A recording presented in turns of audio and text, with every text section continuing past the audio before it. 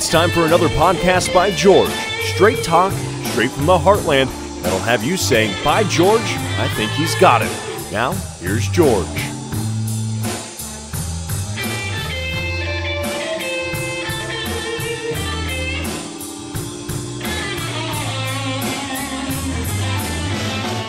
Hello, hi, how are you? And welcome to another podcast by George. We've got a very special guest today. It's Michael Tracey coming in from, I don't know, you may read him in places like The Spectator. That's where I saw his most recent article. But most people are going to be familiar with Michael from his work on the Young Turks, where just about everybody that I know has seen him. And Michael, welcome to a podcast by George.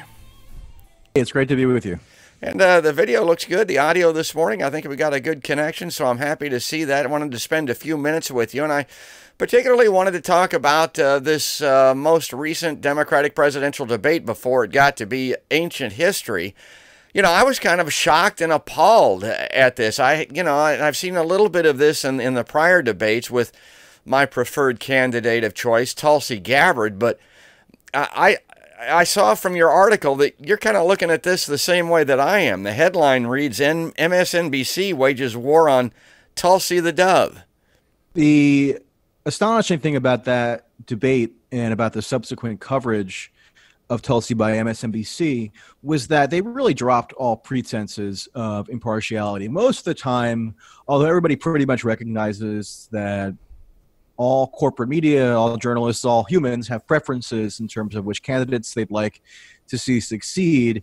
If you're in a journalistic role and you're moderating a debate, normally they at least put on an appearance of neutrality. So they're not going to show their cards and make it overt or blatant as to which candidates they're trying to take down and which ones they're trying to exalt. But in the case of Tulsi Gabbard, that all went out the window, because the first thing they did with her in that debate was, after she was given this introductory question about the Hillary Clinton episode, where obviously they had a very highly publicized back and forth. I think that was a little bit of an odd question to introduce the viewership with.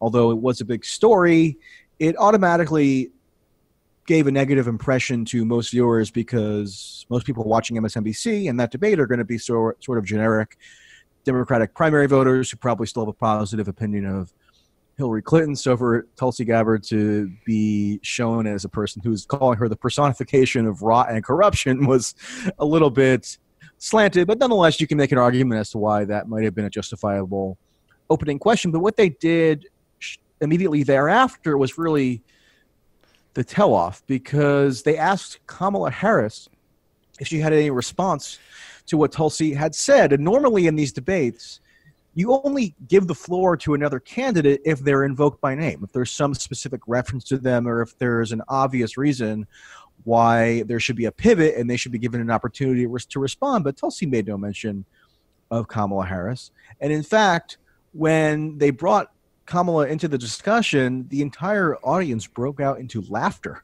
Go watch the clip.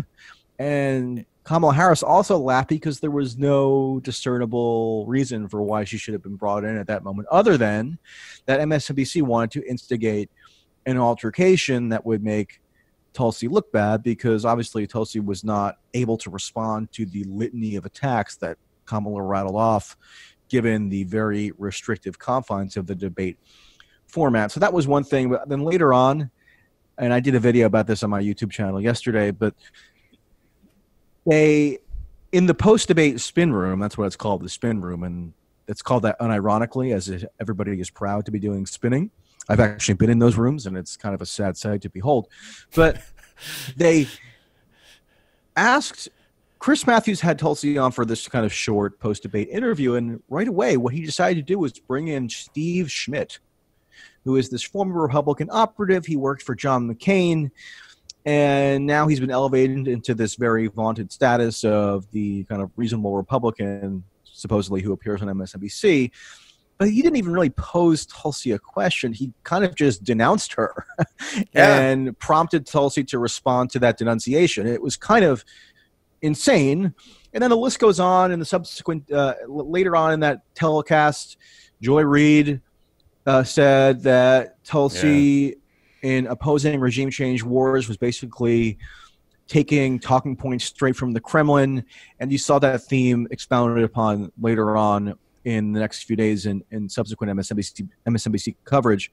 So what they're basically doing is just showing that they are now taking it upon themselves to destroy Tulsi's campaign, to make her toxic in the eyes of Democratic primary voters, and to delegitimize her with whatever means they have at their disposal. I don't think most people who were considering voting for Tulsi were probably avid MSNBC viewers in the first place. And there's an irony in that the hatred that is constantly directed at her might actually embolden some of her supporters who think that she's onto something if she provokes this kind of animosity. But in terms of the editorial decision-making that MSNBC is clearly exhibiting, I mean, there's no doubt about it anymore. They view Tulsi as a villain, and they want to deploy their journalistic resources to furthering that notion amongst the public. Well, and you mentioned a perfect example of it that was really revealing. Stephen Schmidt, they put this guy on there. This is the guy that foisted Sarah Palin on America. I mean, he was responsible when he was a Republican strategist and advisor for bringing her into the McCain campaign. And you're a voice of reason. You're a voice of progressives everywhere, and people turn to you to get that perspective. Where is that being reflected on MSNBC? If you look at the panel, you've got a knucklehead like Steve Schmidt on there, a former Republican. Maybe he still is. He supposedly turned colors, and he's a Democrat supporter now. I guess maybe. But where's the progressive? Where's that voice at? Does that frustrate you? You have some people who are nominally progressive who do appear on the network, but they're kind of like progressive professionals who are consultants, or they have some kind of stake in the institutional apparatus of the Democratic Party, which I do not. And I've long ago accepted that people of my disposition, there are a couple others who are in the media world, are just not welcome on MSNBC. That's why on the occasions when I'm invited to speak on television, it has in the recent past been on Fox, which is sort of ironic for me as somebody who never thought that Fox would be at all hospitable to me going back throughout my life. But now we've reached this kind of bizarre media dynamic where only on Fox can certain views be aired, which have no inherent conservative quality, but nonetheless challenge certain narratives that Democrats have tethered themselves to. And no, I don't know that there's ever been a Tulsi surrogate, for example, on MSNBC. Andrew Yang finally got fed up and just came out publicly and said that MSNBC owes him an apology. And he's right, because they have excluded him from graphics over and over again. They don't give him proportionate airtime relative to other candidates who are polling at similar levels. And they constantly exclude him from the debates by ignoring him. I think it was in this last one for the first half hour or so. But even in Yang's case, the bias toward him on MSNBC doesn't manifest as outright contempt in the way that it does for Tulsi. With Tulsi, they are in outright attack mode. But because of MSNBC's kind of narrow ideological confines at this point, where they're kind of feeding red meat to the Democratic viewership, who are mostly older people who watch that network, they don't view it as within their economic interest to take on a surrogate for Tulsi, or at least someone who is sympathetic to her and can kind of rebut some of the outlandish claims that are constantly thrown her way. Well, rein me in on this if you think I've got this wrong, but I look at it, I look at Bernie, and he kind of forced his way into the Democratic Party. I don't think they particularly wanted him, and in 2016 they couldn't have been made more clear. And I think, well, Bernie, yeah, the good news is you're getting that Democratic constituency bounce. You're in that room. I mean, that's working for you. You're getting huge support. It prevents you from being a Ralph Nader. The bad news is they don't want you, and if they can, they're going to cheat you. They're going to screw you like they did in 2016. What's shocking to me about Tulsi Gabbard is she's not a Democratic socialist. This is a Democrat. This is somebody that's actively serving in the military, that's done 3 tours overseas. She's on the Foreign Affairs Committee in the House. She's a sitting member of Congress. She is a full-fledged Democrat. She was so highly regarded, she was appointed as vice chair of the DNC. Now, here's the crux of the thing. When I look at it, why is she being treated so shabbily? And why is Hillary Clinton responding to her the way that she did? It's because she kind of outed the DNC when she quit over the way Bernie was being treated, and they've never forgotten that, and they're terrified, mortified, of course, of the potential possibility that Bernie could win the Democratic nomination. So that's got a lot to do with what this is all about. Am I off the bubble here, do you think?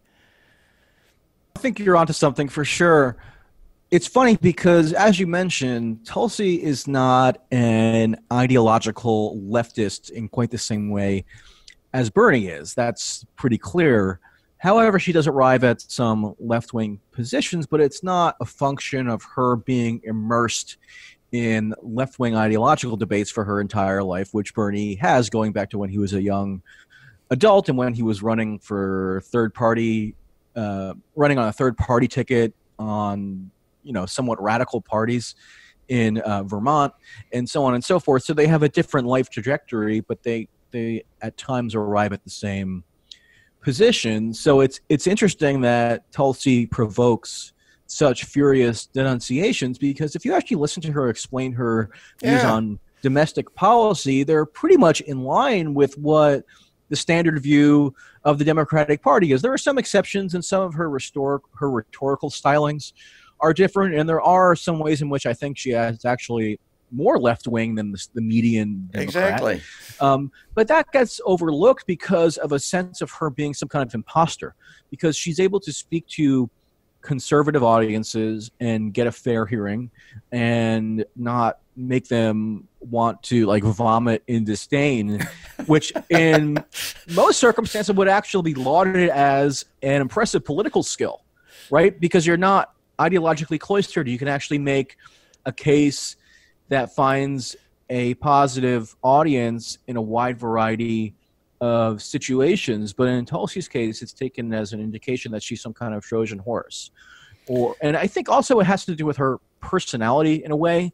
Like, she's less inclined to play nice with establishment forces. She has kind of more of a visceral aversion to those forces, whereas Bernie, I think, made a calculation, especially after the 2016 primaries, that he was going to attempt to ingratiate himself to some extent with the Democratic establishment. That wasn't a totally new thing for him. He had been a team player with the Democrats for a long time. He caucused with them when he first entered the Congress in, 1990?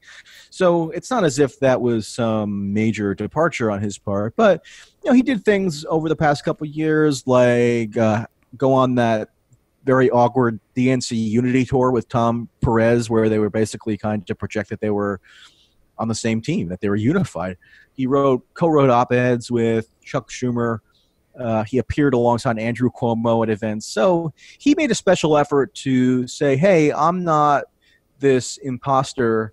I'm somebody who Democrats can work with even if we don't agree on every issue. And, there's some logic to that, because in order for him to win the Democratic nomination, especially in a very large field, it would make sense for him to pursue inroads with constituencies of the party who maybe aren't Democratic socialists, but could be persuaded to support him as sort of a consensus candidate. I even saw there was an article that came out today in Politico about how Bernie had made a pilgrimage to Obama's headquarters in Washington, D.C. to discuss their campaigns. And, a couple of years, 4 years ago, you might not have expected that to happen.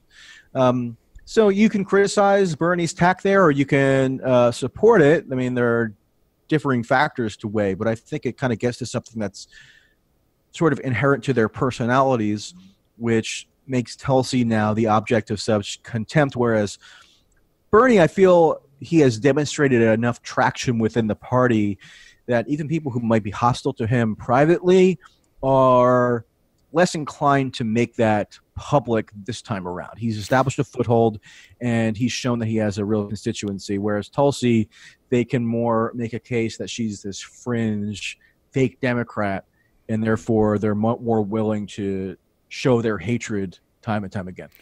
A fringe peace candidate. Here's what I'll say in defense of Tulsi's demeanor and personality when it comes to these types of things. For one thing, I mentioned the fact that she's active military. She's not just active military, she's a major in the Army.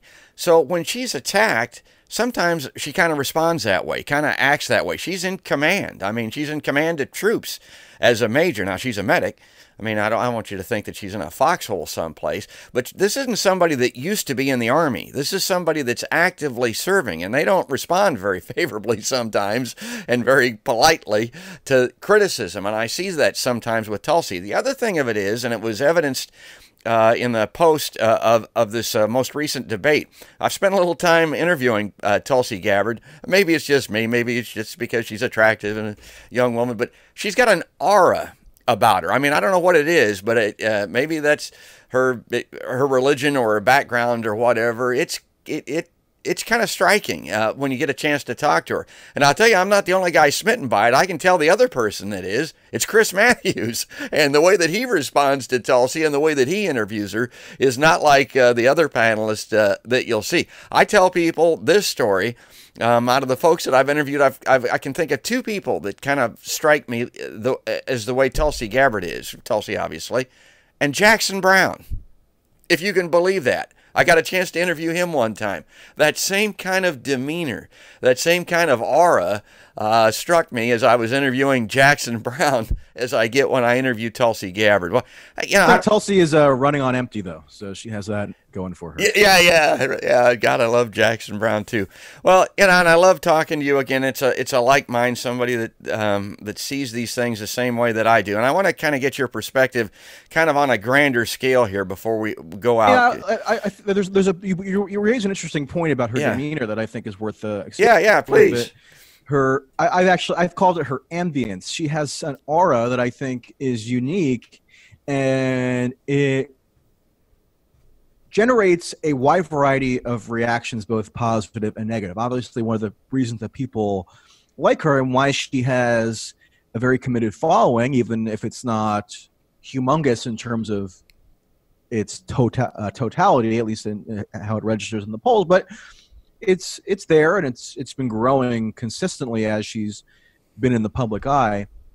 I think something about her aura does attract those people, and it kind of gives them confidence in her sincerity, and it also distinguishes her from other candidates and other politicians writ large who often seem to be like all have the same stylistic traits. Yes. And they don't distinguish themselves. And maybe it is a product of her sort of unique upbringing, her religious background. I've interviewed her many times too, and she at one point did tell me that she gets up and meditates every day, so she has like a meditative energy almost that produces this Zen-like presentation, and so there is something that is unique there. But on the other hand, on the flip side, it generates suspicion on a lot of people because they feel like they can't quite pin down what she's about. Like they feel because that she has these unique personality traits combined with a heterodox kind of political orientation, that means that she's somehow sinister or she's hiding her true intentions. And so it's a mixed bag in terms of how people react to that persona that you, I think, accurately summed up. Well, and before we leave the point, the other way that I'll put it, I tell folks that Tulsi Gabbard, to me, is the most jarring juxtaposition to Donald Trump amongst all the candidates. And that's what's very attractive to me about her candidacy. I mean, I look at Trump and I watch it. My God, that guy's got his finger on the red button. I mean, that kind of creeps me out. And you talk about this demeanor that Tulsi has. Well, that's the person that I want with their finger on the red button. And the other part of it is we've got a huge task ahead to repair the situation around the world with foreign leaders. Somebody's got to go in there and undo all of this mess that Trump's created in the last 3-4 years. Well, I think Tulsi Gabbard would be perceived very favorably, particularly on first impression, by these world leaders that have to be kind of wondering what in the hell is going on in the United States of America. I really like that angle. Now, she's a minor candidate, and I know I'm kind of getting ahead of myself here, but I think those would be great things, really. I don't even know that I would call her a minor candidate at this point. I would think I would call her sort of a middle tier candidate. Good. Because there are 18 people running now, even with like 10 dropping out. So the ones that dropped out were obviously minor tier candidates, or else they would still be in the race. And then you have like half the field now who's either roughly tied with her or below her. And there was a poll that just came out, I think yesterday, which had her at 6% in New Hampshire, which is a pretty solid starting point.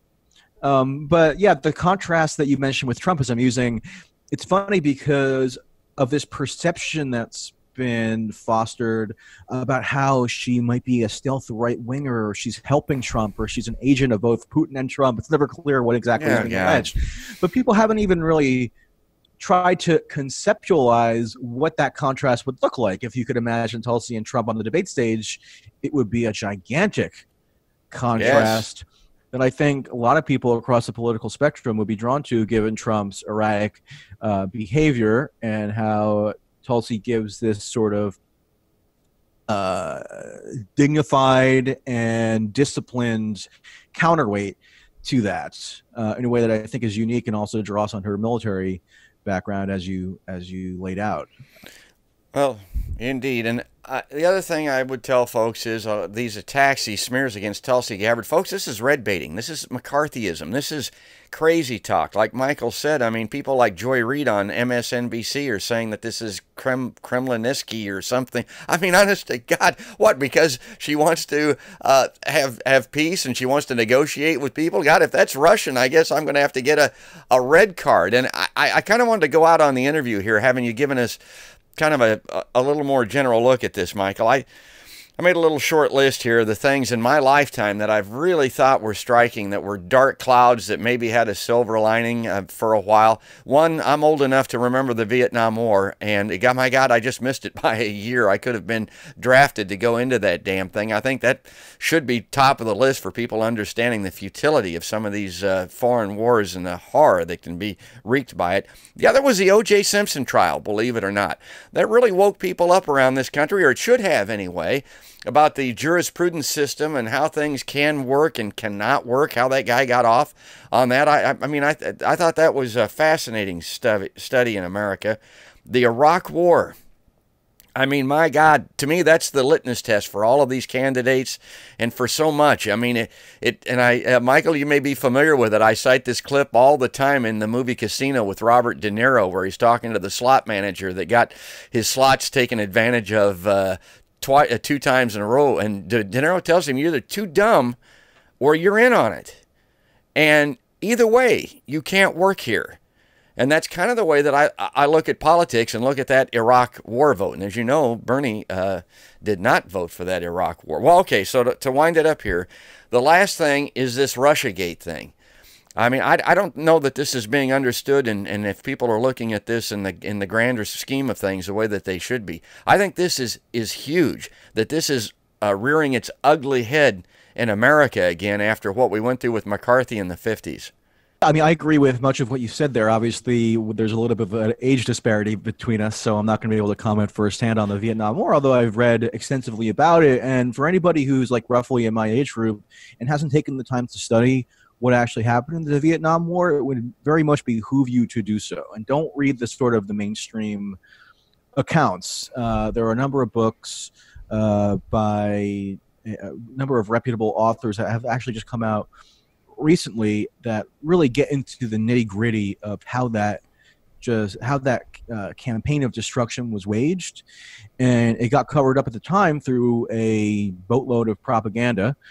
And we see that trend repeating over and over again. In terms of what was formative for me, you know, as a younger person, when the Iraq War launched, that definitely informed my entire political development. And you know, I was an adolescent in 2003, but you probably couldn't ask for a more acute insight into how the American political system can just go entirely haywire than the Iraq invasion and how the 9/11 attacks kind of gave rise to that. And that informs my political orientation up until today. And I think I would also agree with you that Russiagate was really chilling for me. It continues to be. The Mueller investigation is over, and ostensibly Russiagate is no longer as living of an issue as it was from, they say, 2016 to April of this year. But we still have its kind of after effects, with the Ukraine impeachment episode now being one of them. And I totally agree also that the long-lasting impacts of Russiagate haven't been fully theorized. They haven't been fully elucidated for people because they're so immersed in the day-to-day rancor of whatever the latest Trump scandal is or whatever his latest comment is. And they haven't really taken the time to get to the root of how that Russiagate episode really came to overtake all of American politics. And come to think of it, you mentioned Joy Reid, and this also occurred to me in watching her comments on Tulsi. She,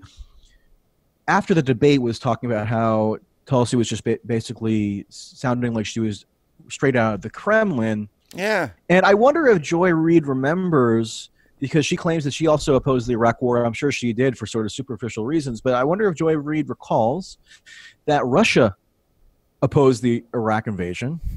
And the rationale that Russia cited at the time, Putin was in charge then too, was actually shared by many domestic opponents in the United States of the Iraq War. So if Joy Reid had her way then, they could invoke the same exact logic to delegitimize all critics of the Iraq War, because they could say, oh, you're repeating Russia's talking points. And I'm sure conservatives probably did that at the time, who were pro-Bush and pro-war.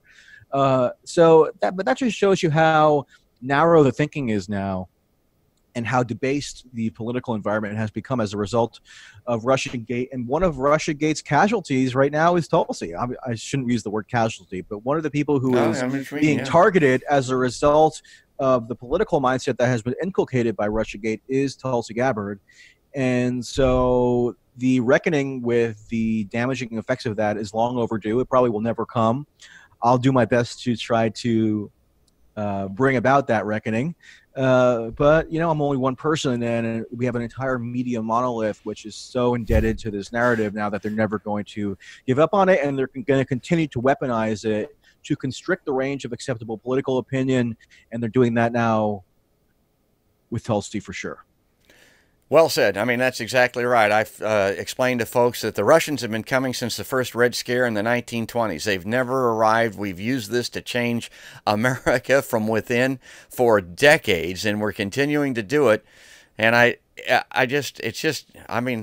think it is the military-industrial complex that Dwight Eisenhower warned about. It is so ingrained in American group thought that a lot of these folks, I don't know that they mean any, malfeasance by it, but they just can't see it any different way. But one person that can is Tulsi Gabbard. Maybe podcast by George and Michael Tracey also. I'll give you a last word, Michael. I got to wrap it up. My data plan's going to explode. I could talk to you for another hour, but anything in closing that you'd like to say to folks? In closing, the influence of the military-industrial complex can take a variety of forms. It could take the form of something that's overt and unmistakable, like trying to propagandize the public to support a military intervention, but it could also be more subtle. Yes. Where you have the personnel of the military and industrial complex kind of infiltrating the think tanks and the media and the entire network of forces that kind of shape public opinion. And that, I think, is what's going on with regard to Russiagate. Obviously, it reached a fever pitch in the past year or so, and now it's a little bit more of an ebb, although we'll see if Democrats choose to put an article of impeachment that pertains to Russiagate into their ultimate recommendation to the floor of the House. I think they probably will, so we're going to have to relitigate that again. But they also do it with respect to Tulsi. I mean, Tulsi would not be the object of such scorn if you didn't have people who are tied to foreign policy consensus who are in such a prominent position in the media and in sort of the satellite entities that inform how the media operates. So that's something just to be cognizant of. especially as this campaign wears on and as the hostility to Tulsi intensifies, as she continues to have at least a somewhat prominent position in the race, and people take greater and greater offense to her presence. So it's just going to get worse. Yeah, and unfortunately, time is short, maybe. I don't know. I hope she can overcome that, because it's just about go time here in the state of Iowa. We've got the holidays ahead, and then those Iowa caucuses are in February. So I'm still with Tulsi. Less than 100 days. Yeah, and that's something. That's great. And again, Michael, thanks so much for coming on a podcast by George. We're going to leave it there and encourage everybody to check us out on all of the platforms. We're just about everywhere podcasts can be heard and seen. And our guest today, Michael Tracey, his most recent article was in The Spectator, but he's all over the place. He's ubiquitous and, of course, probably best known from the Young Turks. We're going to leave it there. Right now, that's another podcast by George.